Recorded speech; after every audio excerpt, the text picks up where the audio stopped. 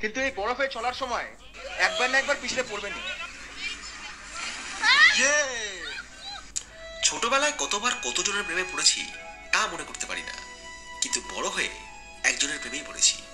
আজকে ভালোবাসার দিনে তাকে বলতে চাই, 6টি স্ক্রিনটা যদি খারাপ না হয়ে যায় তাহলে আজকের ব্লগ শুরু করাই যায় এক ফ্লাক্স গরম চায়। গল্প শুরু করার আগে লাইক বাটনে সুন্দর আঙুলটা একবার ছোঁয়ান আর আমার সাথে কাশ্মীর ভ্রমণের আনন্দের জোয়ারে গা ভাসান। প্রাকৃতিক প্রতিকূলতাকে সাথে নিয়ে আমরা চলেছি পেহেলগামের পথে। যে কাহিনী সূচনা আগের পর্বেই করেছিলাম আমার শ্রীনগর থেকে পেহেলগামের যাত্রাপথে। পেহেলগাঁও ঢোকার খানিক আগেই আমাদের থামতে হলো, কারণ ছিল রাস্তার সংকীর্ণতা, সেই সঙ্গে প্রাকৃতিক দুর্যোগ।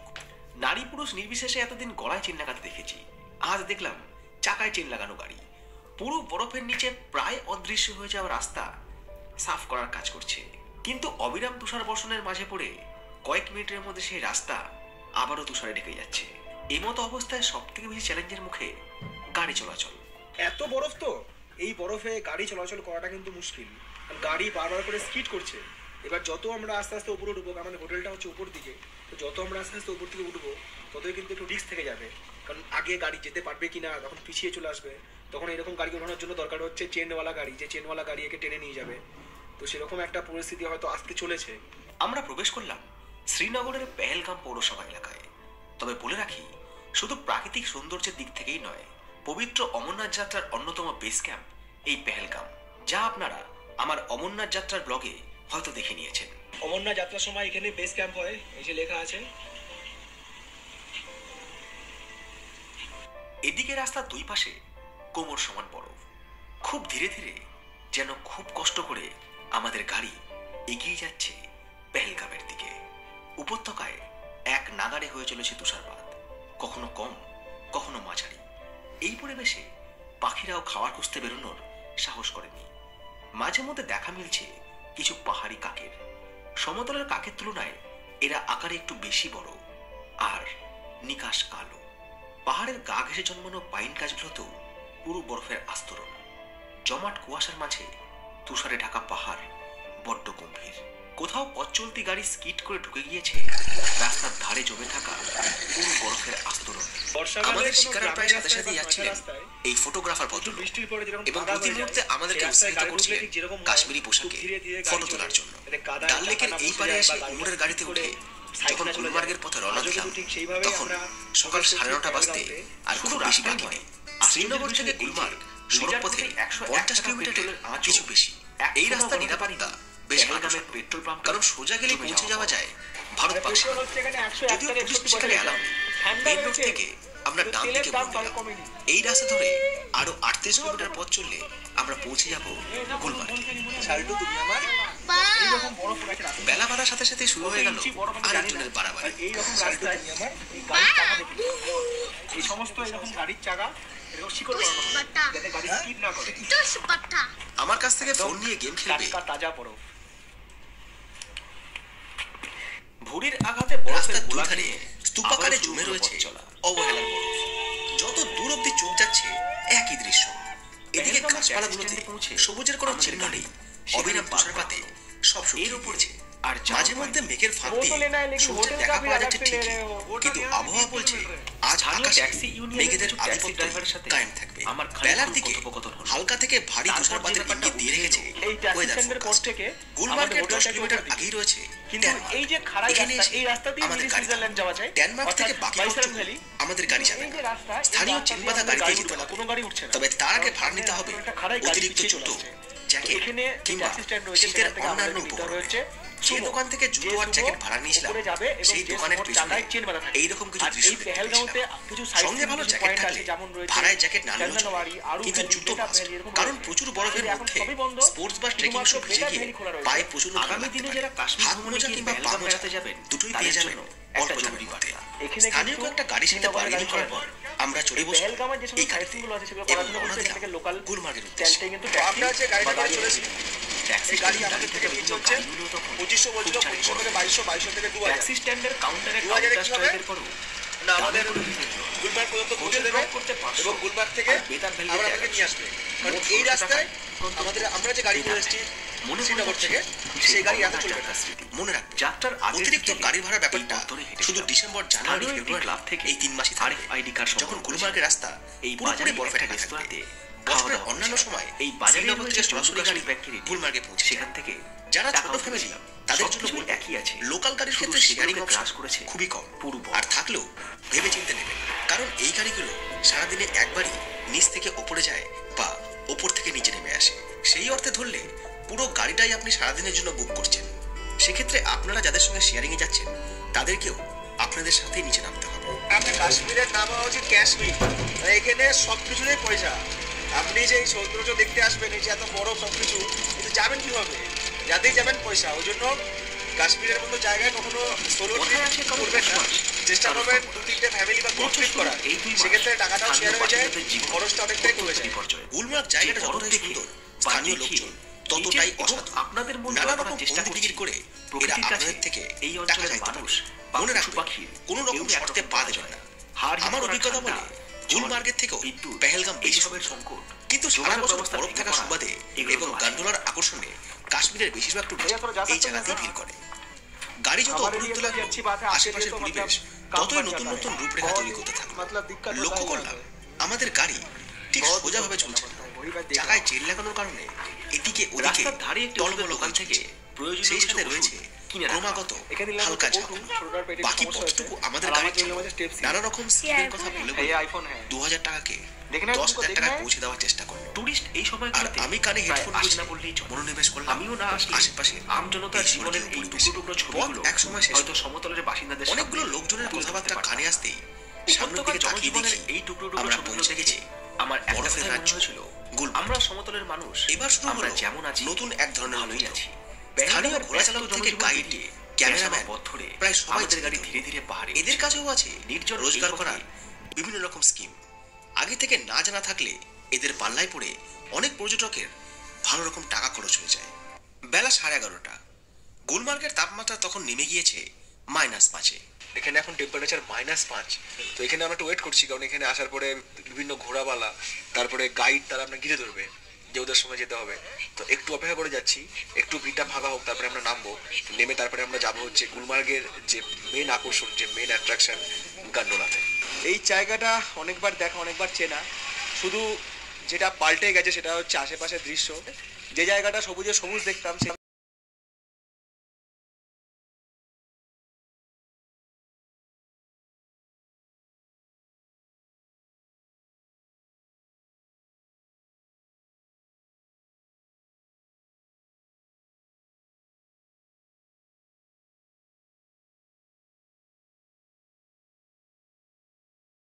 পাবো। ওয়েদারটা মেঘলা তো একটু গরম লাগছে, গরম রয়েছে আজকে। আর অমরনাথে যখন উঠছিলাম তখন যেমন ঠান্ডা লাগছিল, ওয়েদার ঠান্ডা ছিল, অতটাও ঘাম হচ্ছিল না। এখানে ঘামটা হচ্ছে। এই দেখুন, এখানে টয়লেটস রয়েছে, জেন্টস টয়লেটস এবং হচ্ছে লেডিস টয়লেট। মাতার কাছে যাচ্ছি, একটু শ্যামা সঙ্গীত না হলে হয়, নাহলে তো জোশই পাবো না। আমার সাধনা মিটলো দিয়ে শুরু হোক আজকে আমাদের। আমি সবসময় একটা কথা মনে করি, জীবনে যে কাজটাই করুন না কেন, ভক্তি খুব দরকার। যাই কাজ করুন, যে কোনো দিদি আমি এখান থেকেও আপনারা আরএফআইডি কার্ড নিতে পারবেন। এখানেও আরএফআইডি কার্ড সেন্টার রয়েছে, একদম ফাঁকা, ভিড় নেই। আরএফআইডি কার্ড সংগ্রহ করার পর এখানে চেকিং হবে, স্ক্যানিং মেশিন রয়েছে, পুরুষ এবং মহিলাদের চেক করা হবে। চেক করার পরে ফাইনালি আপনার যাত্রা শুরু হবে। তবে এই রাস্তায় আসলে কিন্তু ঘোড়া টোড়া বাংলার রুটে আসবে যে ঘট করে তো দেখেছিলাম আগের বার গিয়ে, প্রয়োজন হলো, উঠতে পারছি না। ওই যে শুরুতে দেখালাম দোকান, তারপর থেকে পাওয়া যাবে। অনেকটাই পথ চলা হয়ে গেল, কারণ কিছু কোনো দোকান ফোকান দেখেছি। আর আজকে ব্যাগে লোকজন প্রায় নেই বললেই চলে এই কিছু রাস্তায়। নেই।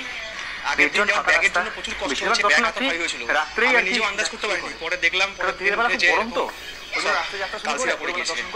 আর ছোট একটা ব্যাগ নিয়ে পেলাম এসেছি, কিলোমিটার হিসাব আটকুমারি। এই রাস্তা জিনিস আছে, আছে, মানে এই রাস্তা আটকুমারিতে মিশবে। আর এই রাস্তায় দেখুন আটকুমারি এখান থেকে হচ্ছে উপরে 5 কিন্তু শেড কিলোমিটার, করা রয়েছে। আর তারাকট হচ্ছে 2 কিলোমিটার। ল্যান্ডস্লাইড, 8 ঘন্টার বেশি সময় চলে এলাম 2 কিলোমিটার। আর রাস্তাঘাট ভীষণ জগিং করতে যাই, তবে মাঠে করে দিই। বানগঙ্গা দিয়ে যে 1 ঘন্টারও বেশি জগিং করি আমাদের স্কয়ার ফিল্ডে বহরমপুরে। ওঠার একটু সময় বেশি, প্রচুর দোকান, 1 ঘন্টা আমার হয়ে যায়। খাওয়া মানে আমাদের দাওয়া, ফুড মাসাজ, বেশিক্ষণ তো খাওয়া ভালো লাগবে রয়েছে। না। মানে এলাহি ব্যাপার যখন স্যাপার। দর্শকের এখানে কিন্তু সংখ্যা বাড়বে, অনেকটা যখন পথ চলে এলাম, শুনবেন, দোকান কিন্তু বলবে, জয় মাতা প্রবলেম হয়, দি। এক হাতে ভারী ক্যামেরা, মাতা রানী কি নাম লেখা চলো। বাট কিছু আলাদা করার নেই, একটা জোশ চলে আসবে। এটাই কাজ। কেদারনাথের আর কোনো কাজই সহজ নয়। কেদারনাথে যখন আপনি উঠতে পারছেন না, টাকা পেয়ে গেছি, এখানে তখন সব যখন পরপর সাইডে দোকান পারে না, রয়েছে। হর হর মহাদেব। অনেকে আমাকে বলেছেন যে দাদা হেমকুন্ড সাহেবটা করুন। হেমকুন্ড সাহেব করবো, ভ্যালি অফ ফ্লাওয়ার্সও করবো, আর আরও যেটা আমার ইচ্ছা মন থেকে, যেটা আমি করতে পারি, সেটা হচ্ছে গঙ্গোত্রী গোমুখ যাব। বেঁচে থাকতে দেখে নি, আজ আছি কাল নাই, জীবনের কোনো গ্যারেন্টি নেই। আমরা আছি এই জায়গায়, আমাদের লক্ষ্য হচ্ছে ওইখানে, ওই যে ওপরে টাওয়ারগুলো আছে ওখানেই রয়েছে কাটরা, ওখানে রয়েছে ভবন। আঙুল যতটা উঁচু তার থেকে উঁচু পাহাড়, ওইখানে পৌঁছাতে হবে। আর রাস্তায় এইরকম ঘুরে ঘুরে গিয়েছে, এই ঘুরে আমাদেরকে ওইখানে পৌঁছাতে হবে। আমাদেরকে মানে আমাকে আর আপনাদের সবাইকে। এই হচ্ছে বানগঙ্গার এন্ট্রি গেট। যদি বানগঙ্গা দিয়ে আসতে হতো তাহলে এই দিক দিয়ে আসতে হতো। তো যাই হোক, সব রুট গিয়েই দুটো রাস্তা গিয়ে এক জায়গায় মিশবে, সম্ভবত অর্ধকুমারীতে মিশবে। বাট এখনো পথ চলতে হবে। চলুন আবারও যাত্রা শুরু করা যাক মাতাদির নাম নিয়ে। অর্ধকুমারী।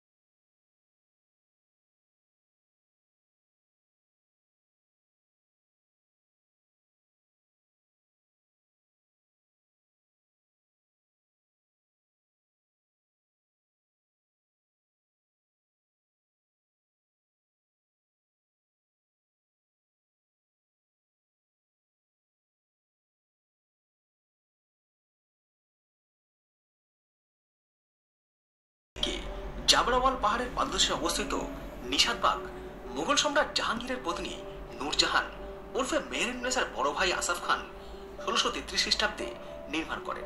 এই বাগানটি গার্ডেন অফ ব্লিস নামেও পরিচিত। শালিমার বাগের পরে এটি কাশ্মীর উপত্যকার দ্বিতীয় বৃহত্তম মুঘল বাগান।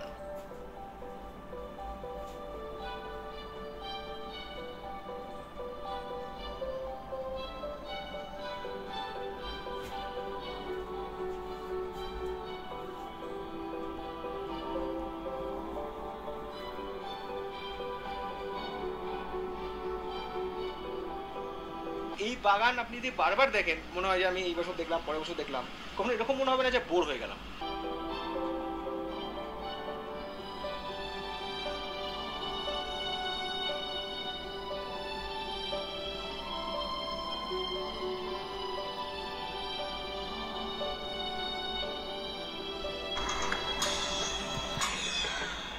ये लोहा है ना, जो जिस ट्रेन पे पटरी चलती है, ये वो लोहा। সিট হাতে সংরক্ষণ ব্যাগ আর মাথায় টেনশনের বোঝা নিয়ে যখন আমাদের কাছে অমৃতসর জংশন পৌঁছালাম, তখন গোল্ডেন লেভেল মেল ছাড়তে বিএসএফ আর মিনিট এখানে সময় বাকি। সেই সতর্কের ব্যবস্থা করে দিয়েছিল। ঢোকার সময় আমাদের নাম এবং সিরিয়াল নাম্বার বলতেই আমরা সরাসরি পৌঁছে গেলাম আমাদের জন্য নির্ধারিত সিটে। বিকেল 4টে বাজতে না বাজতেই গ্যালারির আসন দর্শকে পরিপূর্ণ। যাদের কাছে ভিআইপি পাস থাকবে না তাদের জন্য পরামর্শ, চেষ্টা করুন বেলা 3টের মধ্যে এই জায়গায় পৌঁছে যেতে। 3টের সময় এখানকার গেট ওপেন হয়। সাথে সাথে ঢুকলে একদম সামনে সিটে বসে সেরিমনি দেখার সুযোগ পেয়ে যাবেন। বসে পড়লাম আমাদের জন্য নির্ধারিত সিটে। সিট নম্বর যদিও নেই, তবুও বুঝলাম লাঞ্চটা স্কিপ করে আরেকটু আগে পৌঁছাতে পারলে আরো সামনে বসতে পারতাম। সেরিমনির মাঝে খেয়াল করলাম সীমান্তের গেট খুলে দেওয়া হয়েছে। পাকিস্তানের দিক থেকে দুজন নাগরিক প্রবেশ করছে ভারতবর্ষে। ভারত পাকিস্তানের একমাত্র সড়ক সীমান্ত এই আটারি ওয়াঘা সীমান্ত। পাকিস্তানের দিক থেকে যার নাম ওয়াঘা এবং ভারতের দিক থেকে আটারি। এই পথেই দিল্লি থেকে লাহোর সরাসরি বাস পরিষেবা চালু হয়েছিল। অভিজ্ঞতাটা হলো তাতে খানিকটা শকড হলাম। कहाँ से हो आप? हिमाचल से हो। इस बाग का आपको मालूम नहीं क्या है यहाँ पे? হিমাচল থেকে আসা এই পর্যটক আদতে জানেন না জালিয়ানওয়ালাবাগে ঠিক কি রয়েছে। अंग्रेजों ने क्या किया? चारों तरफ से उन लोगों पर गोली बरसाया। 1919 সালের স্থানীয় মানুষের জমায়েতে প্রায় পরিপূর্ণ জালিয়ানওয়ালা মন্দিরটি ভারতের পাঞ্জাবের অমৃতসর শহরে অবস্থিত। শিখ সম্প্রদায়ের মানুষের কাছে এই স্থানটি তাদের প্রধান তীর্থস্থান হিসাবে বিখ্যাত। এই মন্দিরের সৌন্দর্য ও আকর্ষণ আজ সারা বিশ্ব তথা ভারতের মানুষের কাছে এতটাই আকর্ষণীয় যে এই মন্দিরটি আজ একটি উল্লেখযোগ্য পর্যটন স্থলে পরিণত হয়েছে। চলুন বন্ধুরা, তাহলে আর দেরি না করে আজ আমরা পা বাড়াই সেই আকর্ষণীয় অমৃতসর স্বর্ণ মন্দির ভ্রমণের উদ্দেশ্যে। এখন আমরা আছি অমৃতসর শহরের ফোয়ারা চকের সামনে। এখানে রাস্তার মাঝে আছে মহারাজা রঞ্জিত সিং এর মূর্তি, যিনি লায়ন অফ পাঞ্জাব নামে বিখ্যাত। এই স্থান থেকেই সাজানো গোছানো রাস্তা চলে গেছে স্বর্ণ মন্দিরের দিকে, যার নাম হেরিটেজ স্ট্রিট।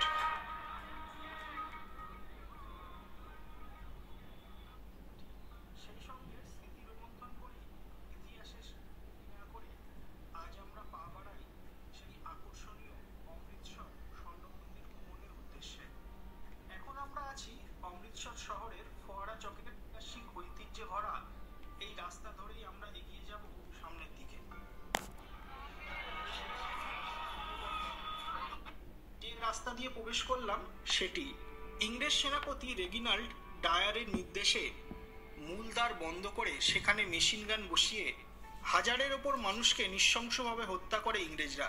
নিরস্ত ভারতীয়রা বন্ধ পাঁচিল ঘেরা এই মাঠে আর্তনাদ করে বাঁচার চেষ্টা করে, কিন্তু ইংরেজদের নৃশংস মেশিন গানের কাছে কাতরে কাতরে মৃত্যুবরণ করে তারা। এই নিষ্ঠুর ঘটনার প্রতিবাদে কবিগুরু রবীন্দ্রনাথ ঠাকুর তার ইংরেজদের দেওয়া নাইট উপাধি ত্যাগ করেন। শুধু তাই না, প্রতিবাদের আগুন জ্বলে ওঠে পরাধীন ভারতের সর্বত্র। এখন আমরা প্রবেশ করে গেছি সেই ঐতিহাসিক জালিয়ানওয়ালাবাগের মাঠে। বর্তমানে মাঠটিকে সুন্দর উদ্যানের রূপ দেওয়া হয়েছে। উদ্যানের মাঝে তৈরি করা হয়েছে স্মৃতিসৌধ।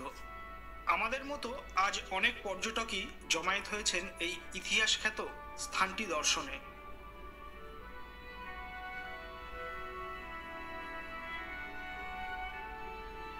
ভারত আজ স্বাধীন হলেও ইতিহাসের গভীর ক্ষত আজও অক্ষত জালিয়ানওয়ালাবাগের পুরনো প্রাচীরের দেয়ালে। ইংরেজদের মেশিন গানের গুলির ক্ষতগুলিকে আজও সংরক্ষণ করে রাখা হয়েছে, যা পর্যটকদের আজও মনে করায় সেই দিনের নিষ্ঠুর নৃশংসতাকে।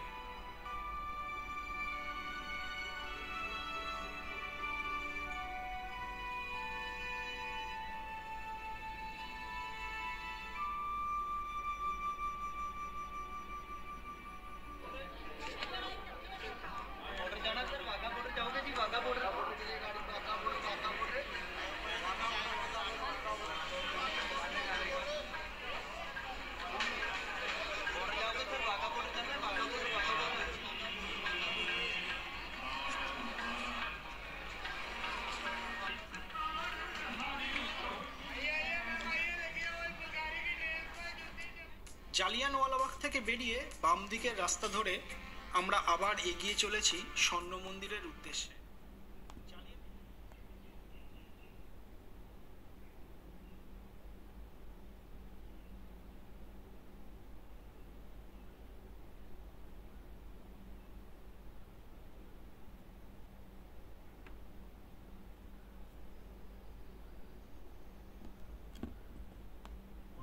ভ্রমণ ভিডিওটি দেখে নিতে পারেন। নিচে ডেসক্রিপশনেও আমি সেই ভিডিওর লিঙ্ক দিয়ে দেবো, আপনারা সেখান থেকেও ভিডিওটি দেখে নিতে পারেন। ইতিমধ্যে কিন্তু আমরা অমৃতসর স্বর্ণ মন্দিরের খুবই কাছাকাছি চলে এসেছি। দূরে দেখা যাচ্ছে মন্দিরের প্রবেশের মূল দ্বার। চলুন আমরা এগিয়ে যাই সামনের দিকে।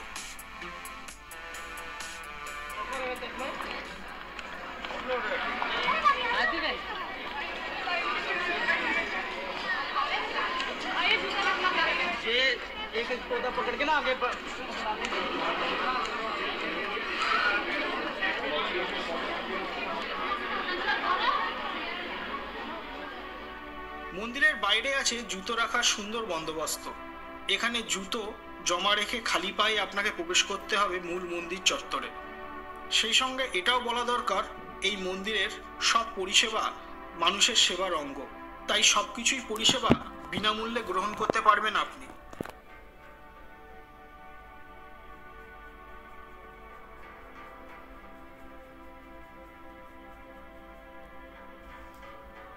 এই মন্দিরে প্রবেশের আগে মাথা কাপড় দিয়ে ঢাকা সবার জন্য বাধ্যতামূলক।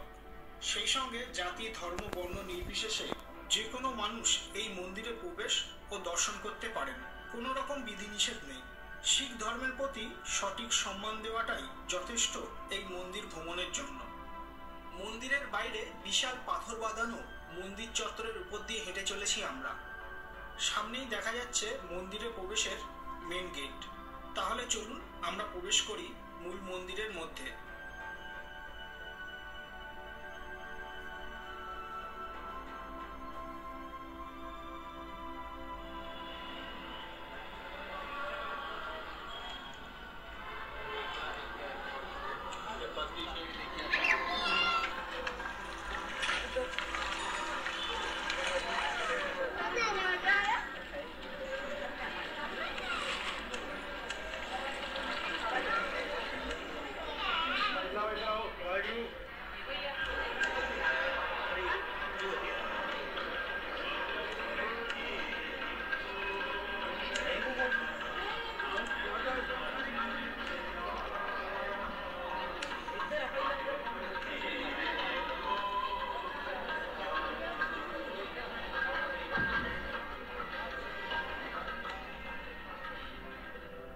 মন্দিরের মধ্যে আমরা প্রবেশ করে গেছি, আর আমাদের সামনে স্বর্ণ মন্দিরের এক অপরূপ দৃশ্য।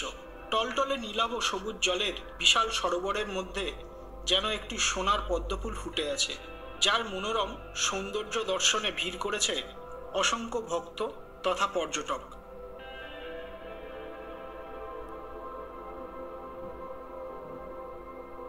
অমৃতসর স্বর্ণ মন্দির মূলত হলো একটি শিখ গুরুদ্বারা, যার দিনের বেলার সৌন্দর্যের থেকে রাতের সৌন্দর্য কিন্তু কয়েক গুণ বেশি।